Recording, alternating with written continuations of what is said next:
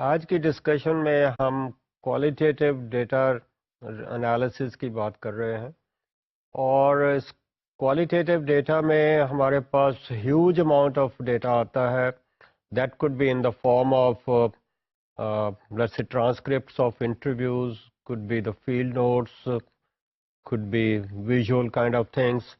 I think इतना ज़्यादा data है कि उसको मैनेज करने के लिए we have to really take lot of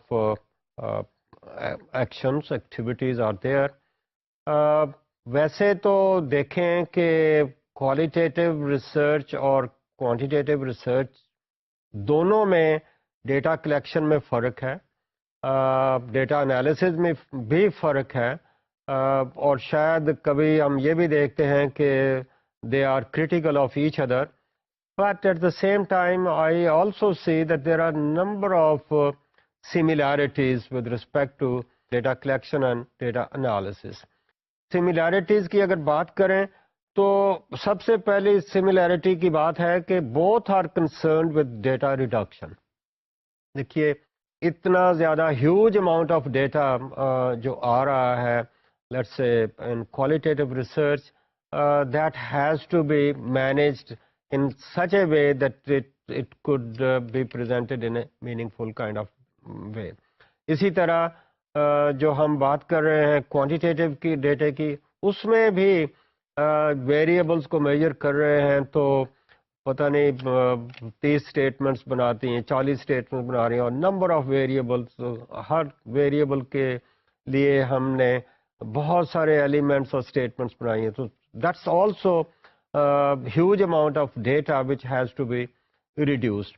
दोनों में ही data reduction की बात आ रही है, although the procedure for data reduction in two could be different. Both are concerned with answering research questions. अब ये एक important चीज़ है कि we start our research with some question. अब दोनों में ही ये बात आ रही है. अब रिसर्च क्वेश्चन भी हो सकता है, क्वेश्चन के साथ उसका आंसर भी हो सकता है, हमारी रिसर्च किसी हाइपोथेसिस से भी शुरू हो सकती है. But in the case of quantitative research these questions are very specific, hypothesis are very specific. In case of qualitative research इनमें कुछ ओपन एंडेड की बात आती है, ओपन काइंड ऑफ क्वेश्चन की बात आती है, उसमें इतनी स्पेसिफिक नहीं है. ये जो स्पेसिफिसिटी की बात आ रही है क्वालिटेटिव रिसर्च वाले बाद में करते हैं, but certainly they start with a question to which they want to find an answer. तीसरी बात है कि both are concerned with relating data analysis to research literature. अब ये देखिए कोई भी रिसर्च है उसके लिए this is important that we take stock of the existing situation with respect to the studies on that particular issue. उसमें एक ये बात है, वैसे भी लिटरेचर का रिव्यू है, this makes the researcher wiser with respect to let's say the methodology, the methods which people have used for data collection, the methods which they may have used for let us say data presentation, and also this review of literature can provide the terminology, the concepts, the ideas. I think दोनों ही जो है researcher qualitative और quantitative जो है वो उससे फ़ायदा उठाते हैं और उठाना भी चाहिए. फ़र्क कहीं और लेवल पे आ रहा है जहां हम डिडक्टिव और इंडक्टिव की बात कर रहे हैं, बट दोनों ही इससे I think make use of the review of literature. चौथी बात है both are concerned with variation. Variation with respect to the reality. जो हमारा क्वेश्चन है उसके अंदर जो हमारा वेरिएबल है उसमें क्या वेरिएशन आ रही है.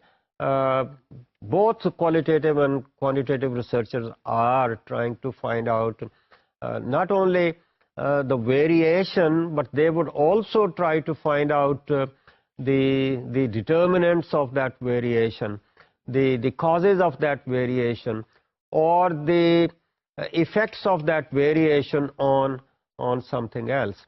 फर्क उसमें ये है कि the quantitative researchers are more specific with respect to the numbers, whereas the qualitative researchers don't have that kind of approach.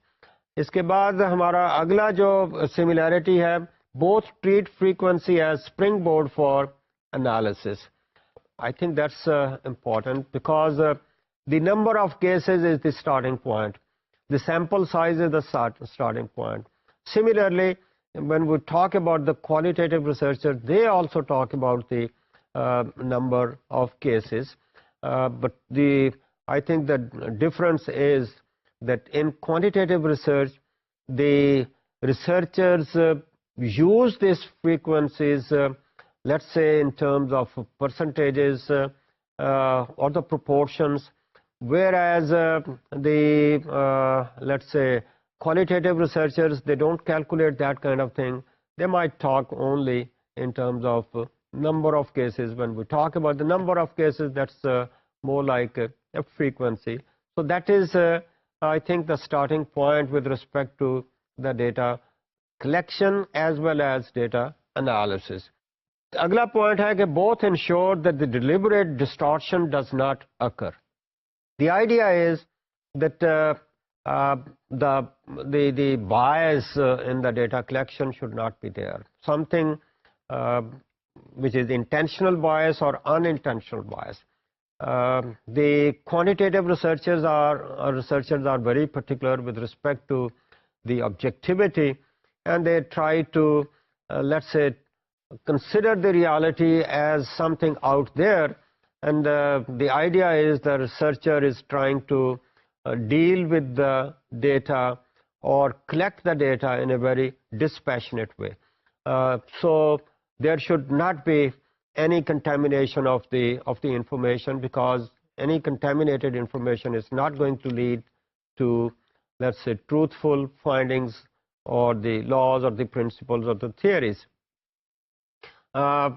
Same is about, let's say, qualitative researchers. They claim that they don't want to bring in the personal likings and dislikings, but they have more interaction with the, let's say, the subjects from whom they try to collect. It depends कि वो उनका data जो है वो subject से collect किया जा रहा है या content analysis के हवाले से देखें तो maybe something which is already there वहाँ से collect किया जा. But certainly they also try to look into the interpretations of the let's say subjects which they come across.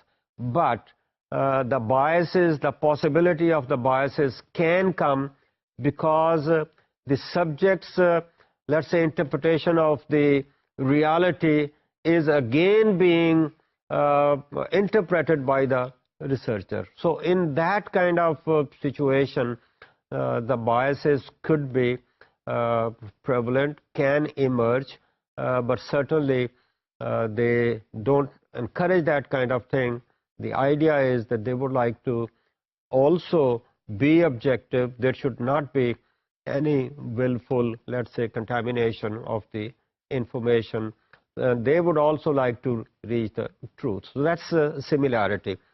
Another one, both argue for the importance of transparency.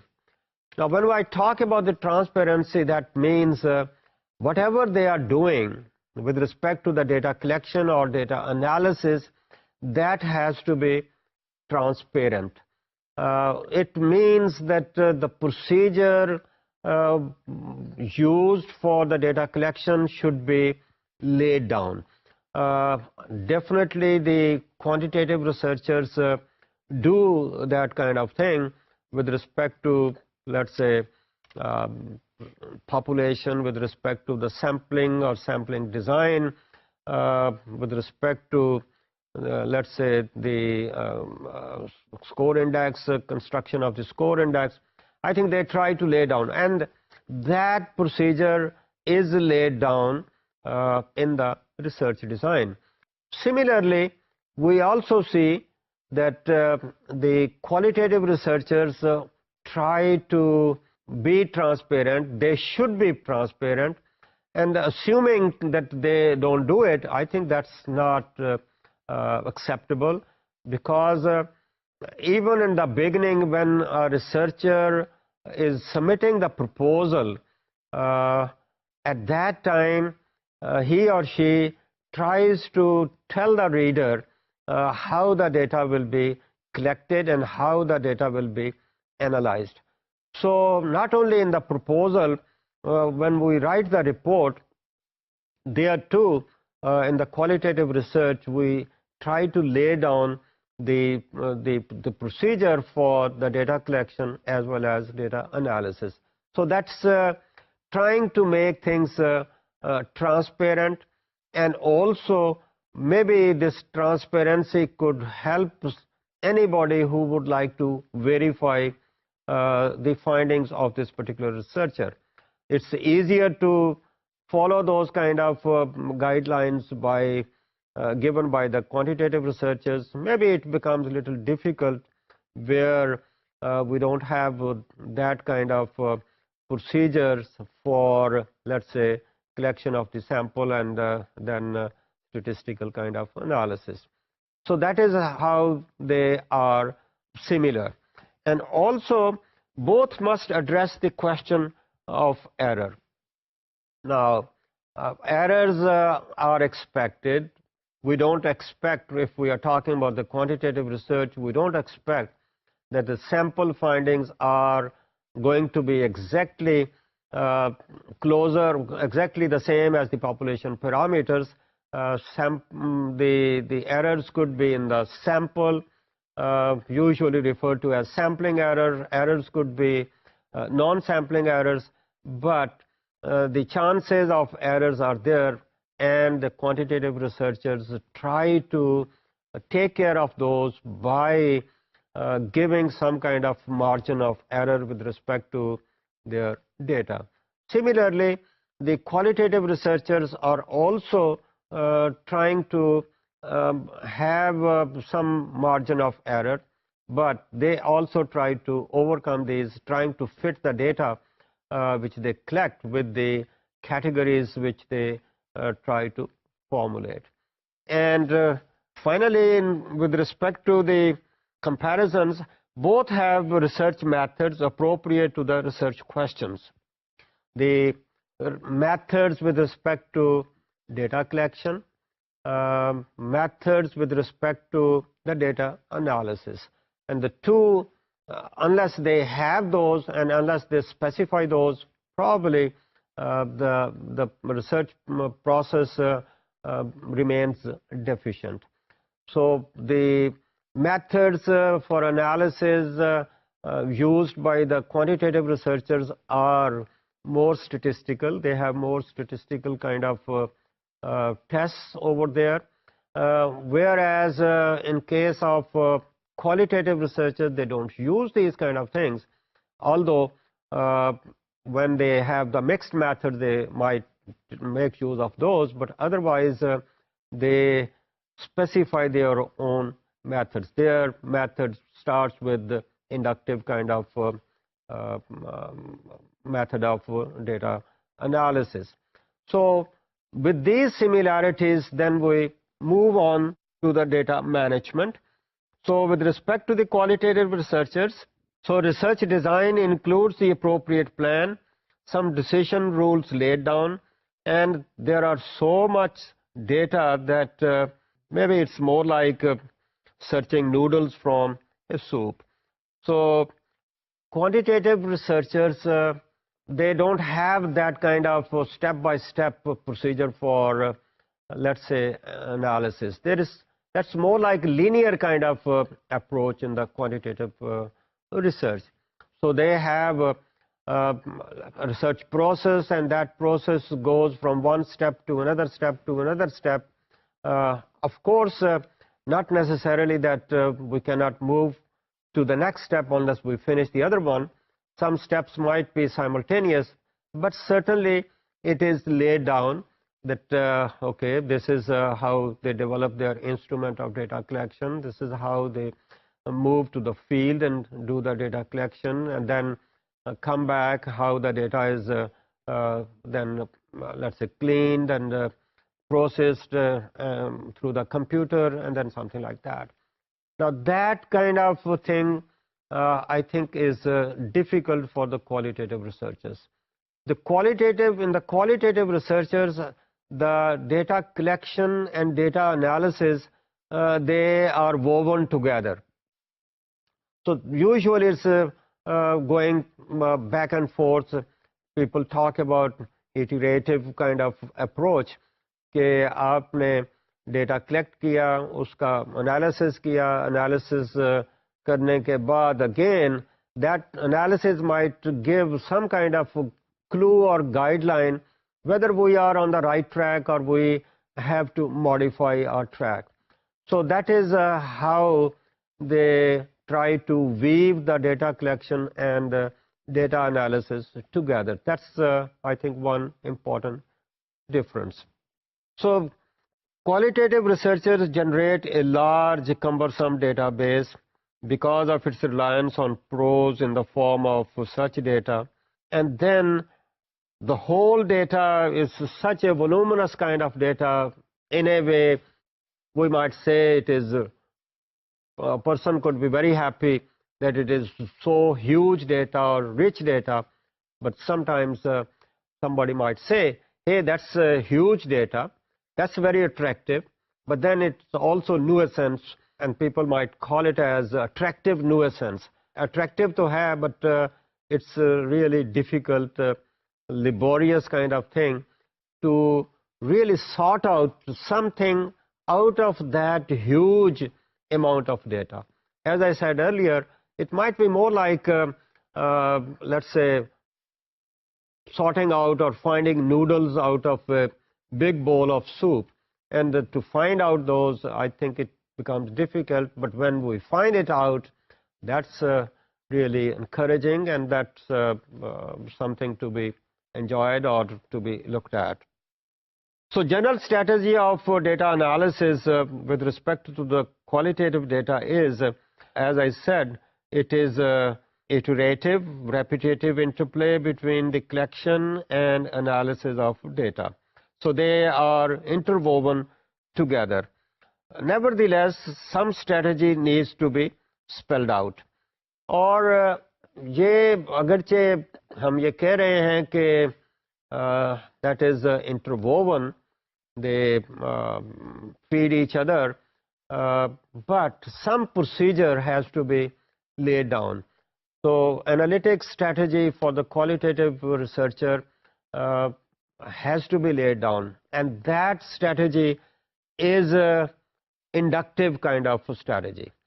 So analytic inductive strategy is the focus of the qualitative researchers, because what they are looking for is the information, the data, the specific information, and from there they would like to develop their, let's say, concepts. They try to develop the codes, the concepts, the terminology, the categories, and from there on they would like to see how these categories are connected with each other, and from there, with this connection, they might try to develop their own hypothesis. And I think that's important kind of difference, where the quantitative researcher starts with the deductive kind of approach, using the theory, and from theory deducing the hypothesis, and then testing the hypothesis with the data. But here it is an inductive kind of strategy. So analysis is being done by following this kind of approach. So isme obviously a question is a prerequisite for every research. So the strategy starts with the question, and then we see that the question is explained. I think in both ways, both quantitative and qualitative researchers, they explain the topic of study, which could be in the form of a question. The question is explained, and also when the question is explained, they are trying to find out the hypothetical kind of reasons to answer to that question. That question could be an issue, a problem of the society. So why that problem is there? In order to answer that question, the qualitative researchers also try to find out, let's say, the reasons for it. And there they try to connect the reasons or the explanation for that explanation as an answer to that particular question. And they go to the field, they collect the data and try to find out cases which are, let's say, supportive of that kind of proposition, supportive of that kind of hypothesis. And they continue finding cases. In case they come across such situations where the case does not support the hypothesis, then they have their own strategies to handle that. Maybe they modified the hypothesis, or they might not include that case as a part of the data. So that is how they look into the deviant cases, the cases which don't support, and that is how the process continues till such time they think they are saturated in this approach. They have found whatever they were looking for, and new cases are not providing any information. So that's what they use a word, let's say, immersion in the data, or soaking in the data, or let us say coming to such a situation where people might call it as a saturation point, that beyond that no information, no useful information is coming. So they specify the conditions that are sufficient for occurrence of a phenomenon. Now this is something which they do, that they try to explain a particular situation. Let's say they come across a drug addicts, and they are trying to explain the factors which may have produced the drug addicts. So they produce sufficient information explaining that particular phenomenon, that particular reality, or that particular issue. But I think one limitation over here is that they explain the sufficient condition, but they don't explain the necessary conditions, the situation where those who are not drug addicts, why are they not drug addicts? So there we have, but the necessary condition which could produce a particular phenomenon, I think that has limitations, is missing. And then does not tell how many cases to be studied for the confirmation of the validity of a hypothetical explanation. So in the case of quantitative researchers, they talk about the population, they talk about the sample size, they determine the sample size, they have statistical procedures to determine the sample size. But in the qualitative researches, when we have this, let us say, analytic inductive strategy, we do not have specified the number of cases. We just continue moving back and forth between the data collection and data analysis, and continue collecting the information till such time we feel that no more cases are needed, because any new case is not providing anything new. So that has reached the saturation point. So that's a limitation in this inductive strategy, that they do not tell us how many cases are to be considered right in the beginning, but it is the data collection, data analysis which is going to tell us what to do. So this is more of a theoretical, I think, approach. Theoretically or logically, if the researcher thinks that he or she needs more cases, he proceeds. Otherwise, theoretically or logically, if thinks, okay, new cases are useless, okay, they might stop over there. And on that basis, they try to develop a grounded theory. That's, I think, the basic strategy of this inductive approach. So, grounded theory is the label associated with the name of Strauss. That grounded theory implies that we try to develop a theory on the basis of the information which we collect. We don't start with the theory, we actually start with the data. Now, that theory is something like derived from the data. The data collection, analysis, and eventual theory stand in close relationship to one another. So, grounded theory developed out of data, and the approach is, let's say, interwoven, iterative. Data collection and analysis proceed together, repeatedly, let's say, referring back and forth. Now, is this a theory which we come up with a particular theory? Perhaps we do not have that kind of theory. It's more like a procedure for developing a theory. It may be called as a framework, as a model, or as a strategy for moving from the data collection all the way to the development of some kind of a theory. So, though all those theories which emerge out of that may be called as grounded theories. As such, if somebody says, okay, this is the definition of a grounded theory, this implies only that the theory which has been developed, it has followed this procedure of, let's say, collecting the data, analyzing the data, and then proceeding from there. Everything is based on, let's say, logical understanding of the researcher.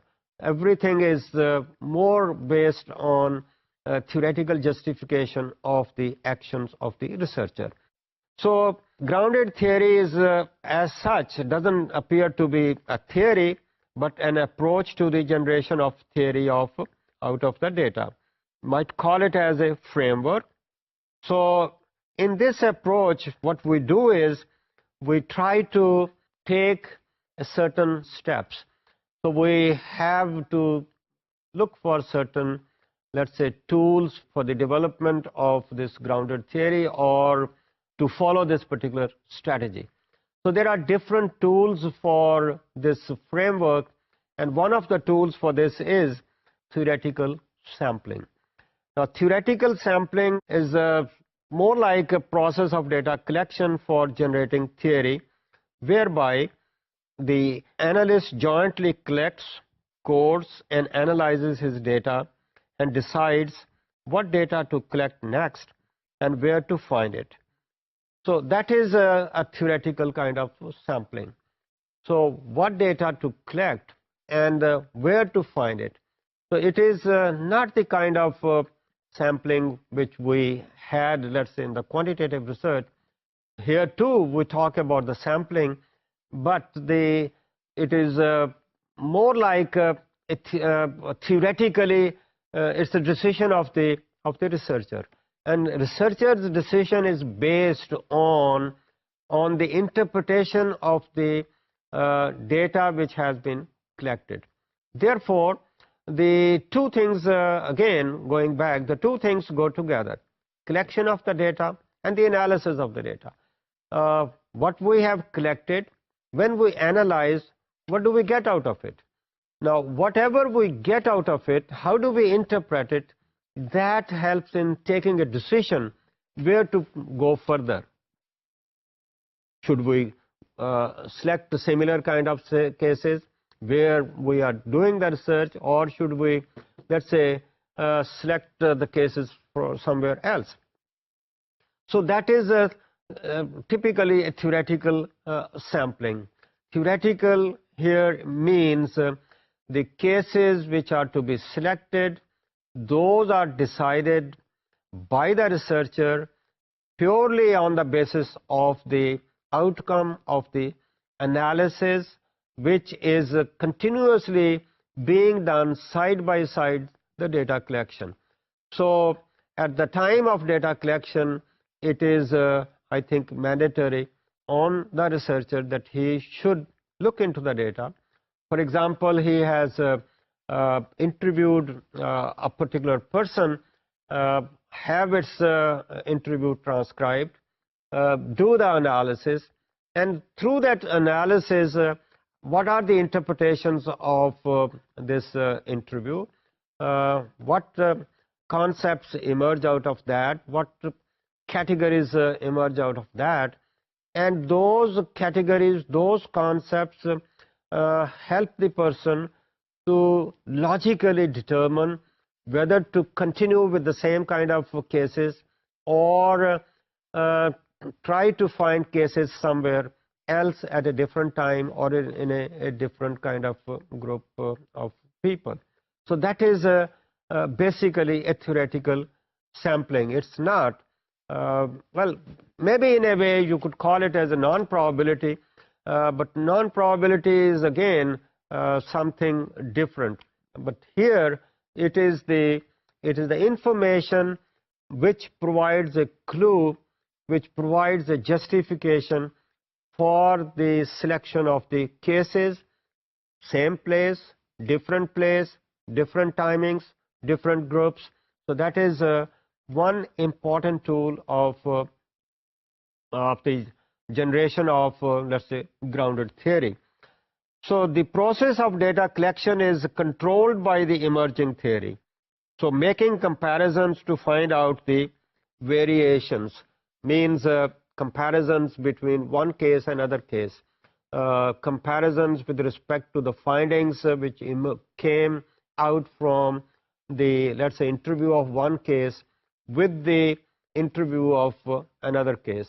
Now, do we have these comparisons? And these comparisons again determine whether we continue in the same direction or we change the direction of the case. Then with the theoretical coding is the procedure for analyzing data which have been collected in order to develop a grounded theory. Theoretical coding is an important concept of here. So theoretical coding means that we try to develop codes with respect to the concepts which we have with respect to our question to which we want to find an answer. Now here coding, theoretical coding implies let's say dividing the available data into different structures, into different groups, maybe compartmentalizing, and these codes might be associated with that group which has been picked up from the data which was being analyzed. Now these codes could be anything, could be numbers, could be words, could be colors, could be names which are given over there, but certainly these codes have a meaning, and then these codes are given when we give the label to that code, that gives us an image of that reality in that particular category. Now that code becomes more like, or that category becomes more like a bucket, and similar kind of information might be continuously poured into that particular bucket. So coding is there, and from that coding we try to give labels to it, and the labels could be let's say concepts, because concepts have the image of that reality, the picture of that reality, and from those concepts we further develop categories. Similar concepts might be put together, and a higher level concept is let's say generated. We may have, let's say, if I'm talking about the present season, we have, let's say, क्या कहते हैं इसको, ये जो किनोज हैं, we have the Malta have, we have different brands of Malta में नजर आते हैं, Musammis हैं, things like that, and these might be the different names, labels given to these realities, and all these realities might be put together, and we have a category. We might use the word as citrus fruit. Okay, citrus fruit is a higher level of concept, a higher level of category, which includes a number of previous, let's say, concepts. Now, it becomes difficult to make a distinction between concept and a category. Maybe these overlap, and this is, I think, one of the difficulties in the qualitative research, to make that kind of distinction difficult. So we can imagine that in this way, that categories might be higher level of a concept. Rather than concept, I would choose the word higher level of abstraction. And higher level of abstraction, as we move up, then maybe the reality becomes a little difficult to identify. Because when we say citrus fruit, this is an abstract level, and within that we are not sure we are referring to which one. And beyond that, if we simply pick up this fruit and that fruit, we pick up the, let's say, citrus fruit, and we pick up the apples, and we pick up other fruits, and we give another higher level of concept, which is called a fruit. And when we say fruit, we don't know actually which fruit are we referring. So as we move up, we move to the higher level of abstraction. So that's part of the theoretical coding, because the idea is to develop a theory. We try to develop these codes in order to divide the data into different categories, different structures, and on the basis of that we give the labels, and obviously these labels have to be I think explained, defined, so that there is some kind of meaningful discussion between the, let's say, reader and the writer. So code the emerging data as it is collected. So that is the interpretation of the data. The third important tool is the theoretical saturation. As I said earlier, saturation is a process that relates to two phases of the grounded theory. One, coding of data. You reach a point in reviewing your data to see how well they fit in with the concepts or categories. And two, collection of the data. So that is how we look at the theoretical saturation. Saturation means reaching the maximum, or looking into the meaning of something. Let's say saturation could also be with respect to the number of categories or possible categories, or appropriate kind of categories which we might have for, let's say, dividing the data into different components, different compartments. So how do these data fit into these categories? Do we have all the possible categories in which this data could be fit in? I think this is the same what we see in the quantitative research, that when we talk about the categories should be exhaustive. Now here too, have we gotten the exhaustive number of categories in which this data can be put in? So we have to see the categories for which the codes are being given and the data. Do they fit with each other? And no such data which has been left out. Then the other one was with respect to the data collection. So that is also with respect to theoretical saturation, that we continue collecting data in such a way that we reach a point where no new information is emerging. And since no new information is coming, that time we might stop. Okay, that is the saturation point. So that is another tool for, let's say, grounded theory. So we keep on collecting information so that we have the maximum number of cases supporting the inference, supporting the conclusion, or reaching a particular, let's say, theoretical kind of approach. So that is how we have it. I think this is quite different from the quantitative researchers, where they try to specify their sample size, and this is, I think, different. It has its own good things, good qualities, that we do not specify right in the beginning. We continue collecting in a particular situation. We continue collecting until such time that saturation point has come up. But the only one important difference is that we are focusing on a limited kind of area, a limited kind of situation. It might be a case of an organization, it might be a case of a community, or it could be similar one unit at a particular place.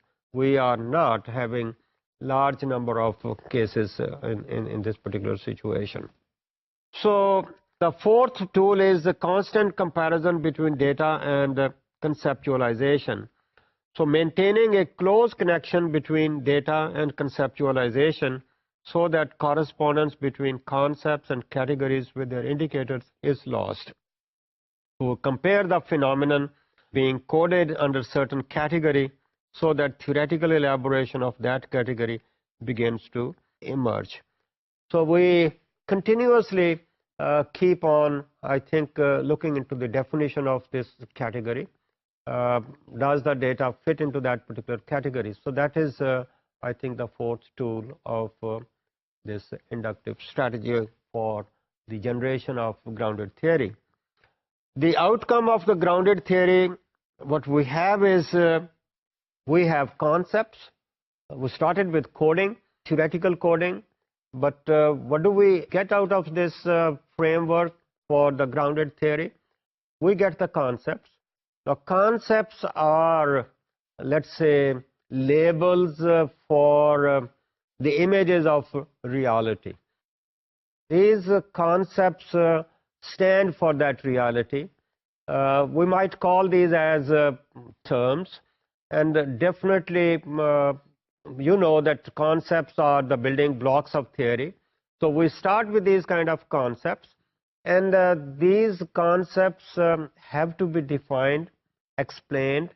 Now, what are the meanings of these concepts? Because if we don't explain the concepts, we cannot communicate, because these concepts become part of the vocabulary, or if we use the word terminology for concepts, well, that terminology might be specific to a particular subjects, but certainly these terminologies have to be explained, have to be defined. Not only these terminologies are to be there, we try to put these terminologies together. We try to make these concepts into, let's say, categories, and these categories are there, let's say, in the reality.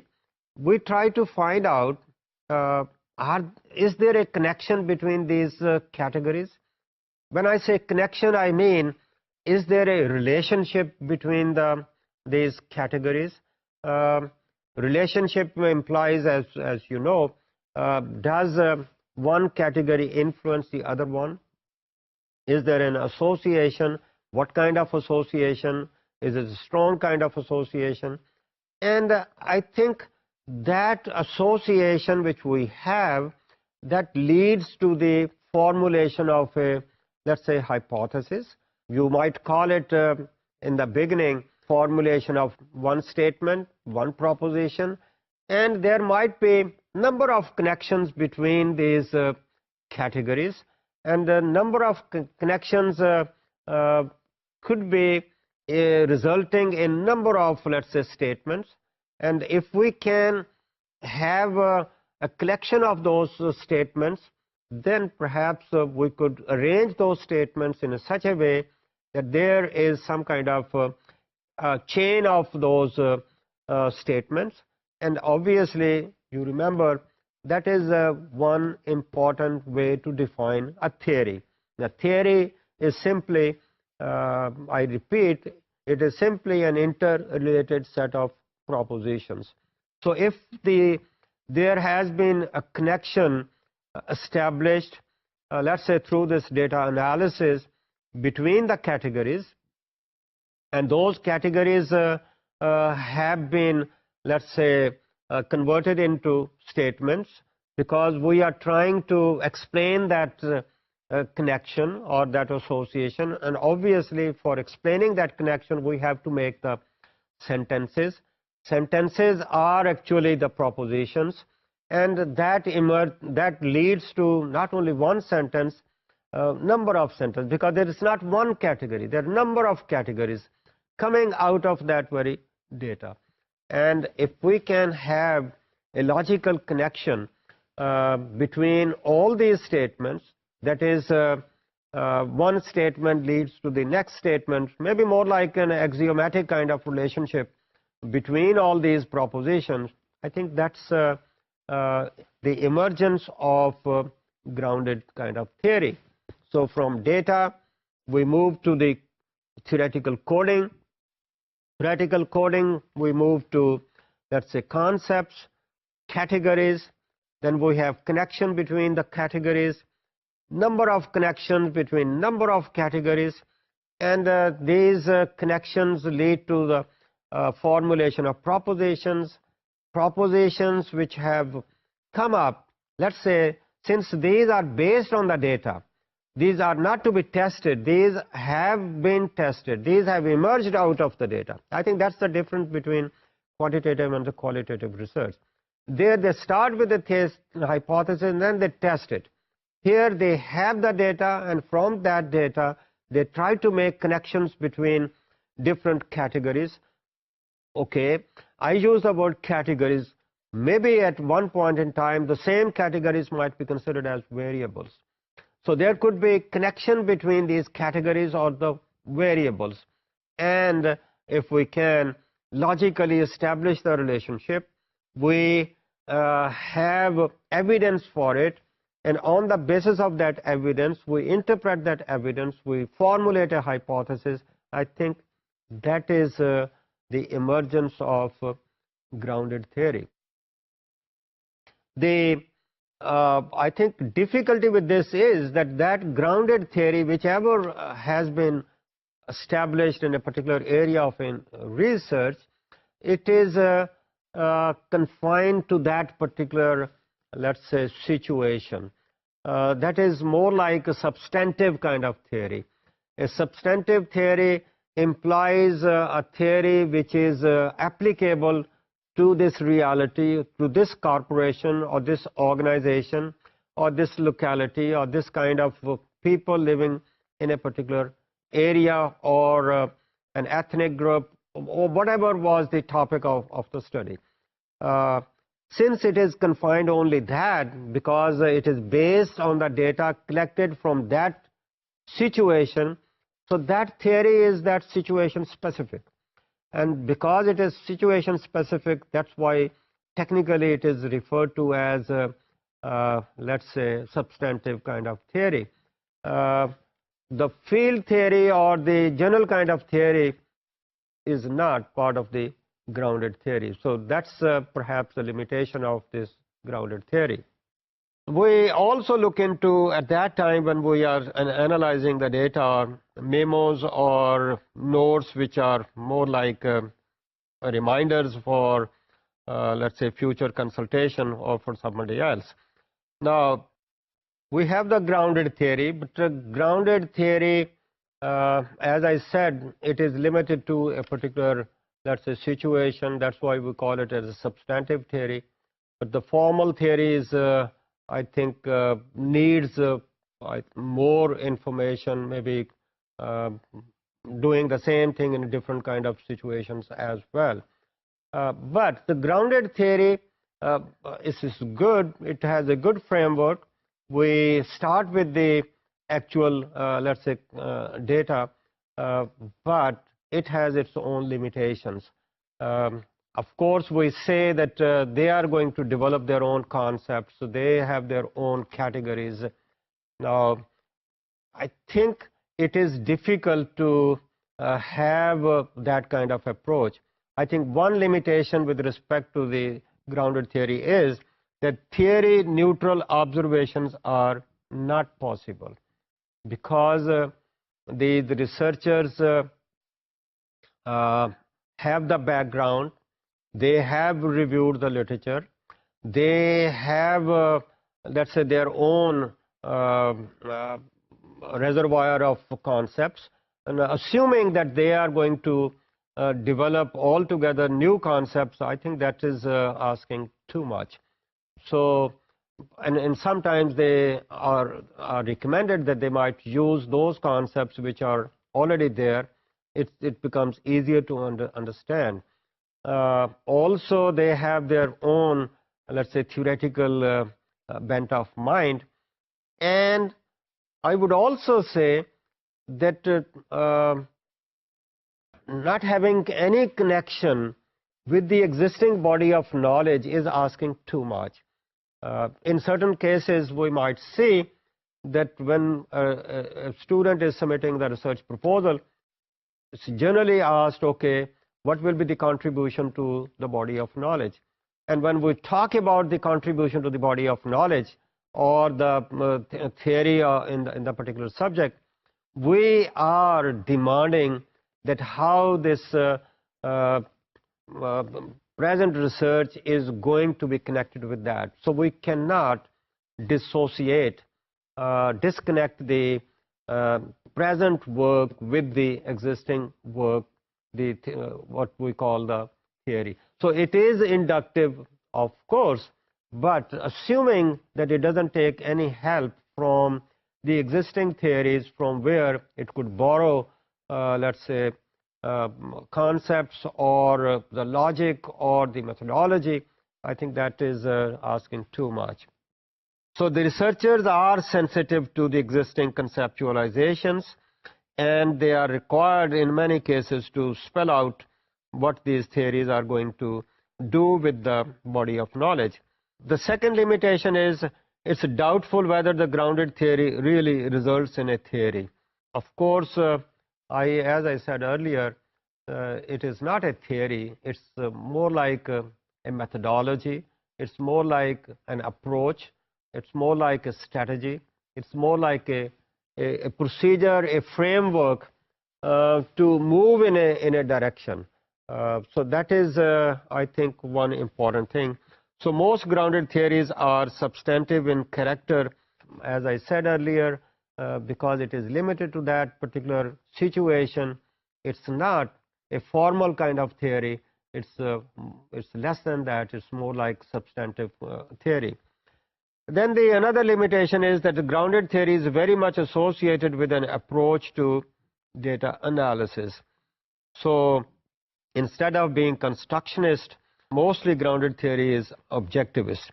So concepts and categories are labeled by the researcher using his own conceptual armory and do not emerge out of the interaction of the researcher with the actors. So that is how we look at the data analysis with respect to the qualitative research, where our focus is on, let's say, inductive approach. The methodology which is being followed is inductive. We try to generate propositions and hypotheses from the data, and for that purpose the idea is to continuously keep on looking what we collect and how do we interpret it. So what we collect, that is to be, I think, analyzed simultaneously. There is no such thing in the qualitative research where we have collected the data and then we try to analyze it, because it's, as I said, it's interwoven. The data collection and data analysis are interwoven. They, it is iterative. Therefore, from that position, we try to develop the concepts, and these concepts are actually the building blocks of the theory, and these concepts could be considered as the terms. And starting with the concepts, we try to develop the connections between these concepts and the higher level of concepts, and the higher level of concepts might be connected with each other. Higher level of concepts, if we use the quantitative terminology, might be the variables, and if we have those connections, then we come up with the propositions and the hypotheses. And these propositions and hypotheses again are supported by the data. And as I said, in the qualitative research, there is a continual collection of the data as well as its analysis. So that hypothesis is being continuously, let's say, tested with the help of the data emerging from the field.